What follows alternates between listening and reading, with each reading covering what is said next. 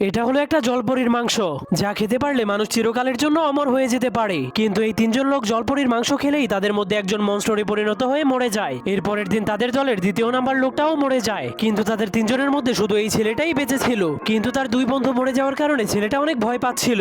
এর কয়েক বছর পর সেই ছেলেটা বিয়ে করে নেয়, যার ফলে সে ধীরে ধীরে সেই জলপরীর মাংসের কথাও ভুলে যায়। কিন্তু সেই জলপরীর মাংস তাকে চিরকালের জন্য অমর বানিয়ে দিয়েছিল, যার কারণে তার 100 বছর বয়স হওয়ার পরেও সে একদমই আগের মতোই ছিল।